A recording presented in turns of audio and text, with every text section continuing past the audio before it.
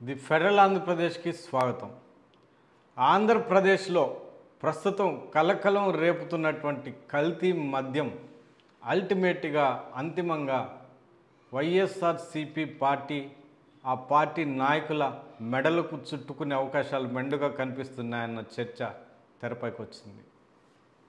ఇటీవల ములకల చెరువు తర్వాత ఇబ్రహీంపట్నం ప్రాంతాల్లో పెద్ద ఎత్తున కల్తీ మద్యం నిల్వలు పెద్ద డంపుని స్వాధీనం చేసుకున్న నేపథ్యంలో ఈ కల్తీ మద్యం అంశం తెరపైకి వచ్చింది. గతంలో వైఎస్ఆర్సీపీ ప్రభుత్వ హయాంలో పెద్ద ఎత్తున మద్యం కుంభకోణం జరిగిందన్న కూటమి ప్రభుత్వం అంత పకడ్బందీగా చర్యలు తీసుకుంటున్నటువంటి కూటమి ప్రభుత్వ హయాంలో కల్తీ మద్యం అనేది సంచలనంగా మారింది. వాళ్ళు జాగ్రత్తలు తీసుకోవడంలో వైఫల్యం చెందారా, లేకపోతే వాళ్ళ కనుసన్నల్లోనే అంటే కూటమి నాయకుల కనుసన్నల్లో ఈ కల్తీ మద్యం జరిగిందా అన్న ప్రశ్నలు నేటికి కొనసాగుతూనే ఉన్నాయి. అంటే సమాధానం దొరకని ప్రశ్నలుగా మిగిలిపోతూనే ఉన్నాయి.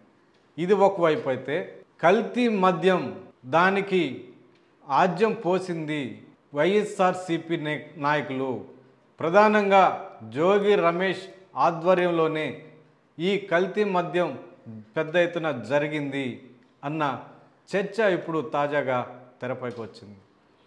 కల్తీ మద్యం కేసులో ఆరోపణలు ఎదుర్కొంటున్నటువంటి వ్యక్తులు కస్టడీలోకి తీసుకున్న తర్వాత వాళ్ళ చేత జోగి రమేష్ పేరుని కావాలని చెప్పించారన్న విమర్శలు జోగి రమేష్ పెద్ద ఎత్తున గుప్పిస్తున్నారు. రాజకీయంగా తమను ఎదుర్కోలేక ఇలాంటి దొంగ కేసులు పెడుతున్నారు అని రీసెంట్గా ఈరోజు ఆయన ప్రస్తుతం మాట్లాడుతూ పెద్ద ఎత్తున సీఎం చంద్రబాబు మీద, నారా లోకేష్ మీద పెద్ద ఎత్తున విమర్శలు గుప్పించారు. అంటే గతంలో వైఎస్ఆర్సీపీ ప్రభుత్వ హయాంలో ఉండవల్లి కరకట్ట మీద ఉన్నటువంటి నారా చంద్రబాబు నాయుడు ఇంటి మీదకి జోగి రమేష్ వెళ్ళి హడావుడి చేయడం, దానిని దృష్టిలో పెట్టుకుని పగ సాధిస్తున్నారు, లేనిపోని ఆరోపణలు తన మీద చెప్పించి ఎలాంటి సంబంధం లేకపోయినా కానీ తన పేరు ఉన్నట్టుగా చెప్పించి కావాలనే కేసులు పెట్టి కుట్రలు చేస్తున్నారు అని ఆయన మీడియా ముఖంగా సీఎం చంద్రబాబుని, నారా లోకేష్ని పెద్ద ఎత్తున విమర్శించారు. మీకు దమ్ము ధైర్యం ఉంటే నేను అంటే జోగి రమేష్ తప్పు చేశాడని మీరు అనుకుంటే ఏ దేవాలయానికన్నా రండి, తిరుమల తిరుపతి దేవస్థానంకైనా దుర్గమ్మ గుడి సాక్షిగా మీరు వచ్చి ప్రమాణం చేయండి, నేను వచ్చి ప్రమాణం చేస్తాను అని ఓపెన్ ఛాలెంజ్ ఆయన విసురుతున్నారు. దీనికి సీఎం చంద్రబాబు కానీ నారా లోకేష్ కానీ స్పందిస్తారా లేదా అన్నది పక్కన పెడితే ఆయన తన కులం, తన వర్గానికి సంబంధించినటువంటి అంశాన్ని కూడా తెరపైకి తీసుకొస్తున్నారు.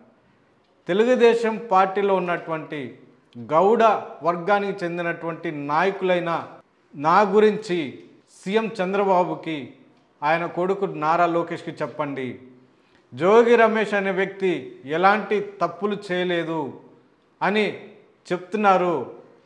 ఈ విషయాన్ని సీఎం చంద్రబాబు దృష్టికి తీసుకెళ్ళి ప్రమాణం చేయించడానికి మీరు తీసుకురండి, నేను దానికి సిద్ధం, సత్య శోధనకు నేను సిద్ధం అంటూ ఓపెన్ ఛాలెంజ్ విసురుతున్నాడు. జరిగింది నకిలీ మద్యం కూటమి ప్రభుత్వ హయాంలో జరిగింది. జనరల్గా ఏ ప్రభుత్వం అయితే అధికారంలో ఉంటుందో వాళ్ళ అండదండలు చూసుకునే ఇలాంటి అక్రమాలకు పాల్పడతారు అన్న చర్చ మరొక వైపు వినిపిస్తుంది. అంటే ప్రతిపక్షంలో ఉన్నటువంటి నాయకులు ఇప్పటికే పెద్ద ఎత్తున కేసులు ఎదుర్కొంటున్న నేపథ్యంలో వాళ్ళు అక్రమాలకు పాల్పడేంత ధైర్యం ఎవరు ఎలా చేస్తారు? అంత అలాంటి పరిస్థితులు ప్రస్తుతం ఆంధ్రప్రదేశ్లో ఎక్కడున్నాయి? ఇవి ఇంత పెద్ద మొత్తంలో కల్తీ మద్యం అక్రమం ఆ కల్తీ మద్యం కేసు అనేది అధికారంలో ఉన్నటువంటి నాయకుల అండుదండలతోనే జరుగుతాయి అన్న చర్చ కూడా మరోవైపు వినిపిస్తుంది. ఈ తతంగాన్ని మొత్తాన్ని, ఈ కల్తీ మద్యం స్కామ్ మొత్తాన్ని వైఎస్ఆర్సిపి ఖాతాలోకి నెట్టివేయడానికి కూటమి ప్రభుత్వం, ప్రధానంగా టీడీపీ రంగంలోకి దిగింది.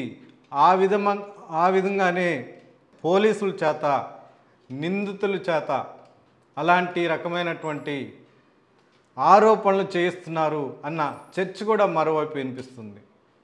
భవిష్యత్తులో ఈ కల్తీ మద్యం కేసు వైఎస్ఆర్సిపి నాయకుల మెడలకు ఎలా చుట్టుకోబోతుంది, ఈ కేసులో ఎంతమంది వైఎస్ఆర్సిపి నాయకులు ఉండబోతున్నారు, ఎంతమంది జైలుకు వెళ్ళబోతున్నారు, ఎలాంటి పరిణామాలు ఆంధ్రప్రదేశ్ రాజకీయాల్లో రానున్న రోజుల్లో జరగబోతున్నాయి అన్నది భవిష్యత్తులో చూద్దాం.